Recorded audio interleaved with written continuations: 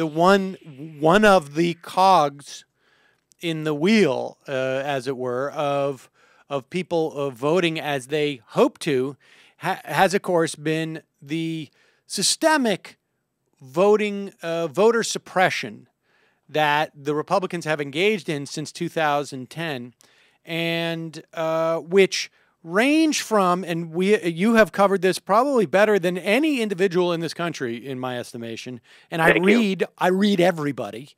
They range from the redistricting that took place under Republican legislators for this 2010 census, probably the reason why there's no chance for the next four House election cycles for Democrats to take over the House, barring some major turn of events, although that's always possible, to the systemic attempts to change voting laws in about 10 or 11 states across the country that have met with varying degrees of success. Let's start there, because there has been a rash of federal court rulings that have basically squashed a lot of the attempts by Republicans to suppress the vote. Yeah, so the situation with voter suppression is not as dire as it was a year ago. We've had court decisions block or temporarily stall voter suppression laws in about 10 different states. And that's significant because that also includes crucial swing states. So voter ID laws have been stalled in Wisconsin and Pennsylvania. They are not on the books. Voter registration cutbacks have been overturned in Florida. Early voting limits have been overturned in Ohio.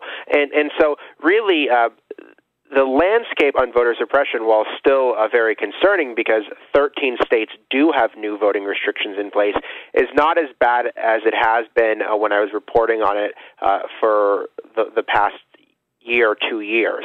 And that's the good news.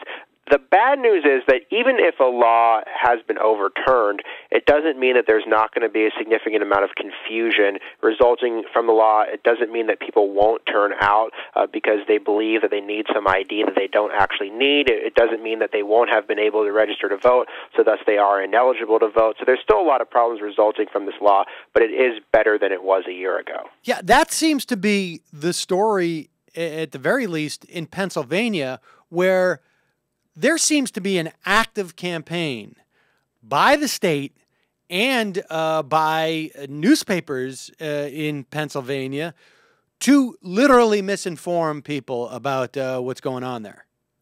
The state's advertising is still pretty misleading. I mean, they say in kind of small print that you need ID, but they're still running the same format of ads they had run before, which basically says show ID. It's patriotic to quote-unquote show it. This election day, if you have it, show it. Well, I mean, basically, what they say is, and some of this is because of the confusing aspect of the ruling, and some of it is just because the confusing way that the state is doing it. But the judge basically said poll workers can ask for ID, but voters don't have to show it. And essentially, that's what the TV ads say as well. Now, the important thing is, are voters going to understand that even if poll workers ask them for ID, that they don't need to show that ID, that they actually can vote without ID like they have voted in every previous election in Pennsylvania history? The ACLU and other voting rights groups just filed another injunction with a judge who blocked this law, saying the state needs to take down this advertising because it's just confusing people. It's absurd. It's utterly absurd. I mean, it's in some ways it's stunning because, you like to think at least on some level that there's some state bureaucrats who say stuff like, you know what, my job really is to make sure that the vote goes well. And they are putting out misinformation. I mean, it really is misinformation. There's a story out there, too, that Mount Pleasant Journal, one of the newspapers run by, I guess it's Trib Total Media, which is owned by Richard Mellon Scaife, who we know is a longtime right-winger, is writing headlines. There's one, I'm looking at a headline from last Thursday. In one of his Scaife's newspapers, the headline is, "Photo ID required for November election." Yeah. Well, I mean, this just kind of begs the question, are people just misinformed, or are they deliberately misinforming people? And I don't know if we know the motives of all these people, but there was a lot of attention given to this ruling which said voter ID is not required. I mean, it was a national story. Everyone in Pennsylvania at this point should know what the law is, and so it's very disconcerting that we keep seeing attempts by conservative supporters of voter ID to make it seem like there is a law in the books when in fact there is not. Yeah, I mean, it seems pretty irresponsible of a newspaper to get that wrong. Right? I mean, this is, we're talking a newspaper that is specifically writing a story on this. It's pretty hard to imagine that they didn't quite know that this law had been... Yeah, I mean, it is hard to imagine. I mean, newspapers make mistakes all the time, but you do kind of wonder what the intent is here. And the other thing is that, low-information voters aren't necessarily going to be paying a huge amount of attention to the ruling. So even though it was a national story, and even though it got a lot of attention that the photo ID law has been at least temporarily blocked pending a full trial after the election, I still believe that there are going to be a fair number of people in Pennsylvania who believe that they need ID, and so the question is, are they just not going to show up, those without ID? Are they just not going to show up because they feel like they don't have the right ID?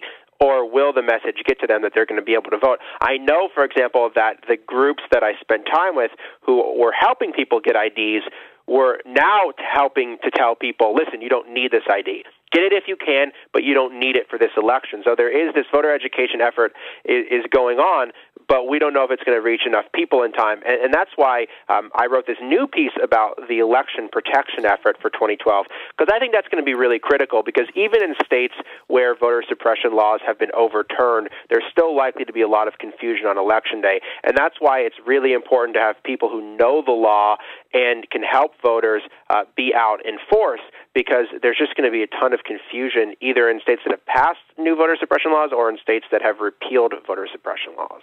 Right. And now let's talk about this, because I think that there is going to be this whole True the Vote, is that what it's called? Is going to... Yeah, True the Vote. I think there are going to be some very, very nasty instances involving this group over the, I don't know where, but you've got the frothiest of the most lunatic fringe being organized and funded by billionaires, essentially to go out.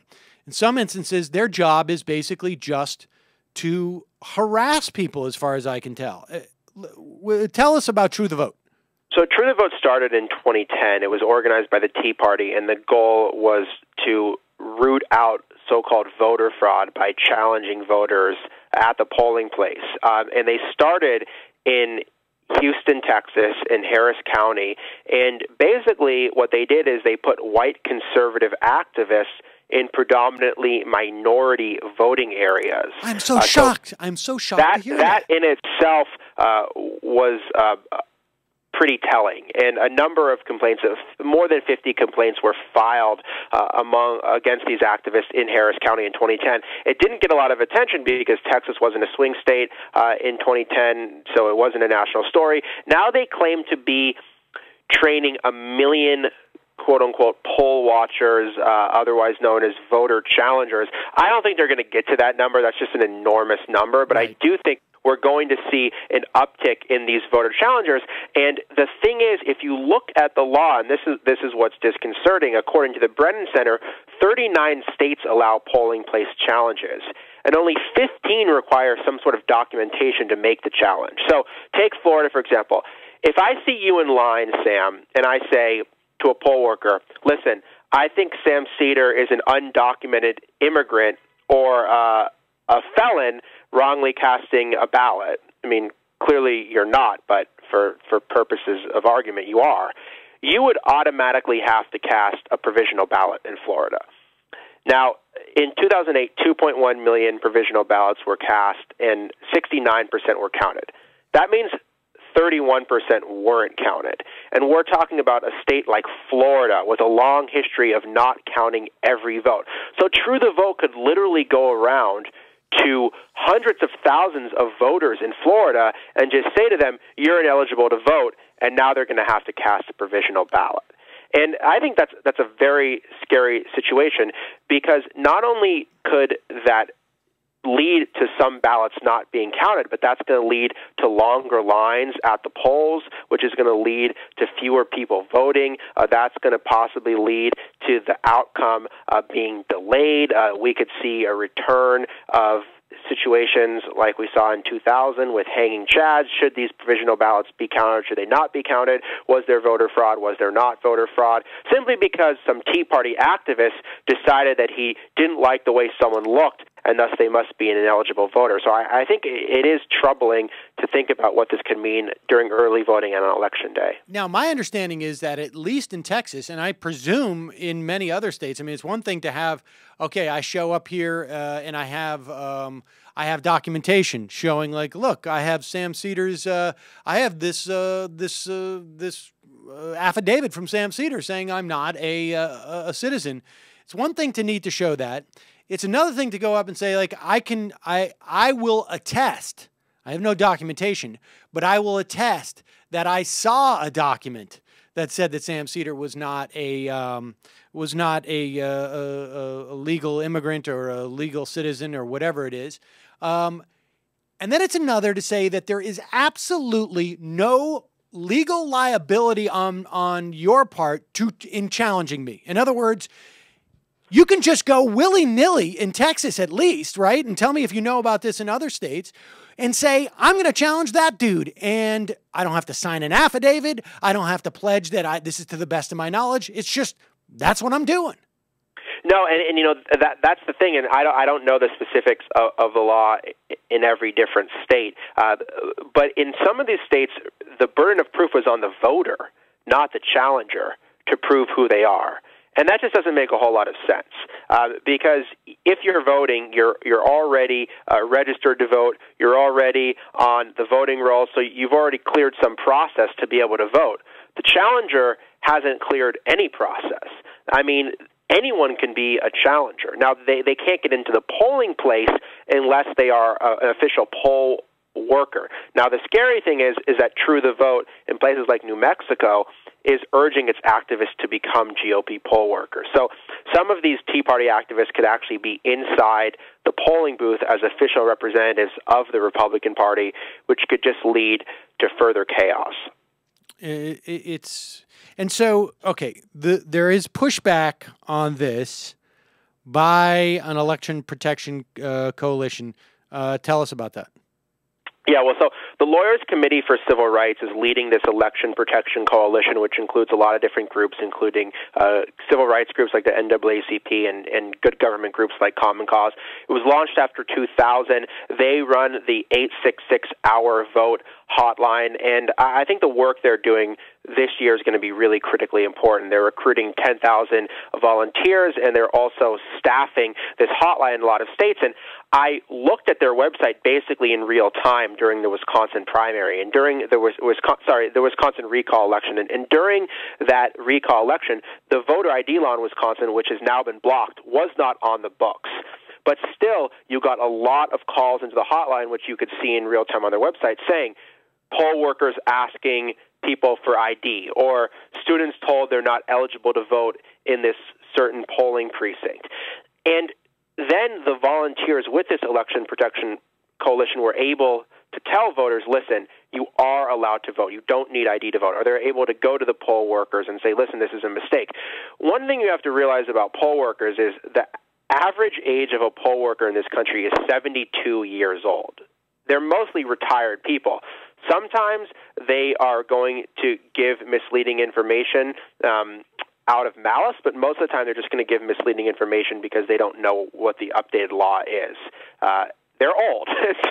Well, it's not just that they're old, too. I mean, the other issue is it's not like these people are full-time employees. They're brought in. There isn't a tremendous amount of money spent on training these people.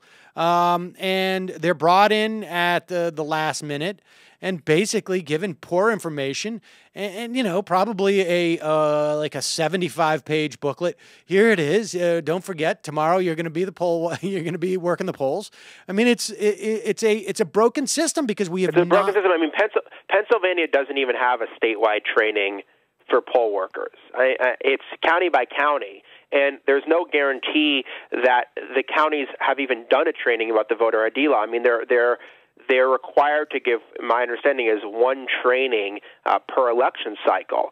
So it's not like suddenly the law was struck down in Pennsylvania and then the state said, okay, now we're going to train all the poll workers in what the law actually is. They haven't done that. And so there's a pretty good chance that poll workers are going to be giving out wrong information on Election Day. And I think it's critical that voters be aware of their rights. And I think the Election Protection Coalition can't mitigate all of these problems, but I think the fact that they've been preparing for this for quite a long time makes me feel a little bit better about the integrity of the vote. My buddy, lawyer Matthew, as we call him on this program, sent out an email to his fellow lawyer friends. But where can people get information if you're an attorney? You want to be part of this election protection? What should people just call 866-OUR-VOTE hotline? Yeah, there's also a website. I think it's just 866ourvote.org. Okay.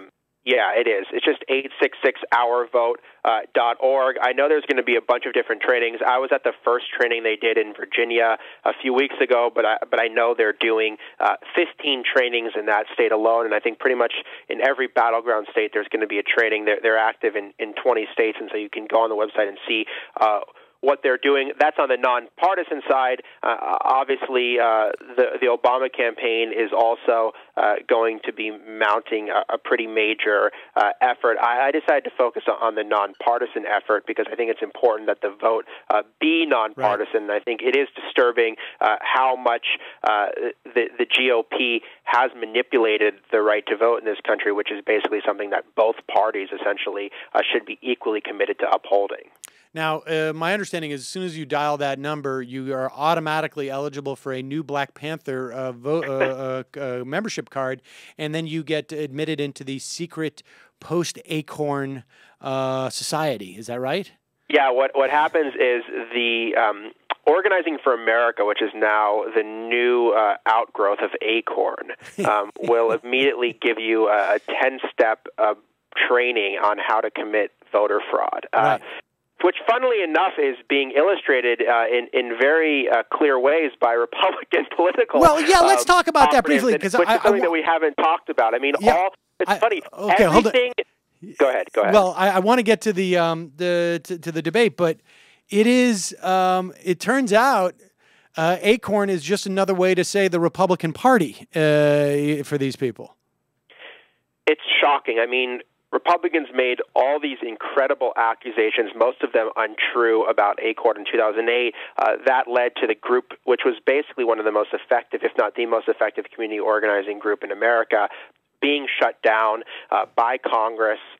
So it clearly influenced not only Republicans but also Democrats, because it was a Democratic Congress that ended up shutting down Acorn. Now you turn around and it is a Republican political operative paid by the RNC in battleground states like Florida who is forging voter registration forms and who is still working, by the way, this man, Nathan Spruill, doing GOTV activities for conservatives in more than 30 states, even though he's been shown to have committed voter registration fraud in Florida and probably in other states. Then you have this situation in Virginia, where another person employed by a GOP voter registration form for some unknown reason, trashed voter registration forms the day before they were due, or the day they were due. That was the cutoff in Virginia. So you have a situation where Republicans have forged voter registration forms, have changed names on voter registration forms, and have trashed voter registration forms, none of which Acorn did. What Acorn did is basically poor people employed by the organization, they put Mickey Mouse or whomever on the voter registration form as a way to make more money. When Acorn saw those irregularities, they gave them voluntarily to election officials. They weren't caught committing voter fraud. They reported the irregularities that were there to the election officials. The GOP people are getting caught doing this. They are breaking the law and getting caught doing it, which is a very different thing. And they've been screaming about voter fraud and voter registration fraud for the better part of at least 4 years, and passing all these laws under the pretense of stopping this fraud. And meanwhile, they're the only ones who are actually committing it. So people really need to understand this dynamic. To the extent that there was any improprieties done by people who worked for Acorn, it was to register non-existent people as a way of hitting a quota and getting paid more money. But that would never, ever, ever impact the vote unless somebody came into the voting booth and said, my name is Mickey Mouse, my registration should be there. Now, Acorn stopped that process, but nobody was going to come in and say, my name's Mickey Mouse. No, and the difference here with what the Republicans are doing, they're taking legitimate registrations that they have probably collected under the guise of we're just helping people register. When they see how people have affiliated their registration, or they suspect that these people will not help them at the polls, they destroy their registration so that when that person shows up to vote, the election official says, you're not registered. I mean, that is the difference there is night and day in terms of the integrity and the right of people to vote. Well, yeah, and regarding Acorn, under the Help America Vote Act of 2002, you already need to show some sort of proof of ID if you're a first-time voter registering to vote. So not photo ID, but you need to show a utility bill or a bank statement or something like that. So Mickey Mouse would have to produce a utility bill with his name on it from Disney World to be able to register to vote. He wouldn't necessarily live at Disney World. I mean, I imagine there's probably a guy or two out there who have named themselves Mickey Mouse and actually have changed their name to that. But I don't think that's what is the issue here. So the point is that it would be very, very difficult for the people that were wrongly registered as Acorn, virtually difficult, I would say likely impossible for them to actually cast a ballot. What you have done by the Republicans here is trashing registration forms or forging them in a way that you're purposely disenfranchising voters. As you mentioned, people register to vote, believe that they're going to show up and cast a ballot, and they're not going to be on the rolls now because of what Republicans have done to disenfranchise them. So it really is night and day, and I think it's unfortunate that Acorn was basically covered 24/7 on Fox, which then seeped into the mainstream media coverage, and this GOP voter registration fraud scandal doesn't seem to be being taken nearly as seriously. Well, I like to think that if Andrew Breitbart was still with us, he would be just enraged at this Republican shenanigan. Oh, yeah, I'm sure.